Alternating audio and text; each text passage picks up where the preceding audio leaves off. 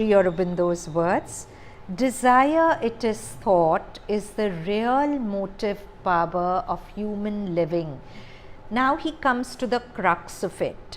See, that's the beauty of Gurudev. He doesn't just say something in the air. He says something and step by step he tells you how to move towards it. So he's the most practical spiritual scientist that I've read.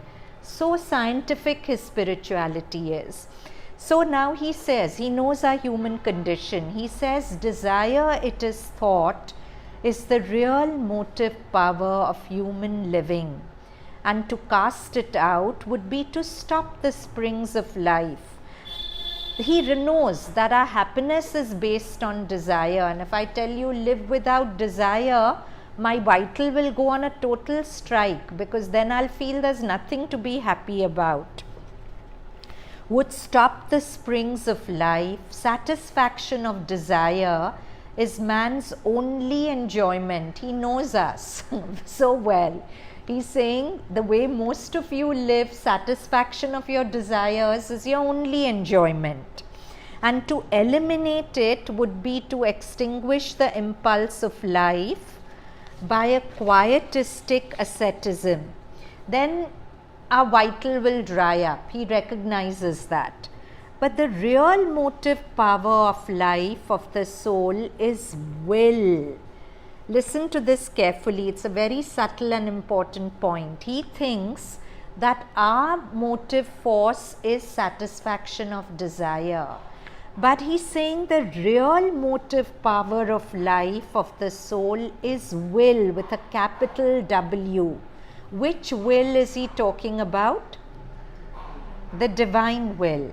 Desire is only a deformation of will in the dominant bodily life and physical mind. The essential turn of the soul to possession and enjoyment of the world consists in a will to delight. So that's what you were saying. Mansi was asking if this will with a capital W is aspiration. Aspiration is nothing but a will to delight, the self-existent delight of our God existence. So the enjoyment of the world consists in a will to delight, and the enjoyment of the satisfaction of craving is only a vital and physical degradation of the will to delight. It's like the way we live, every light will cast a shadow, right? The light of our psychic is the will to delight. That's the aspiration in the psychic. I want to find that self-existent joy which is not dependent on any outer condition, which is the very fabric of my being. But that light casts a shadow and becomes the vital craving of desire. Do you understand? So a poet once beautifully said, every desire is an excuse for God. I actually want to reclaim my God self, but because in my ignorant state I'm not able to do it, that will to find self-existent delight, which is who I really am, gets distorted into trying to fulfill desires through objects outside. Do you get it? It's a very important point. It is essential that we should distinguish between pure will and desire. So beautiful. So I want to, suppose I'm young and I want a partner, and I think that if I get a partner I'll be happy. Or I'm a parent and I want the love of my child which I'm not getting, and I think that if I get that love I'll be happy. Yes, it's true, mother does want us to have outer fulfillment, but not by chasing it, by having a state within us where we don't do anything. It just comes to us. So there's a beautiful saying, don't chase the butterfly.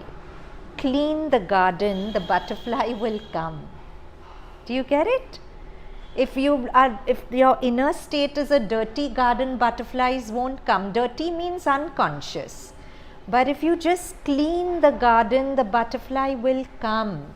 Everything you need to make your outer life rich will come to you if you enrich yourself in the inner life. So if you suppose you're thinking that I'll be happy only if I get a partner, Adya, if I'll be happy only if I get a partner, then acknowledge that yes, I would like a partner, and mother will give me a partner if it's meant to make my life fuller and more fulfilling.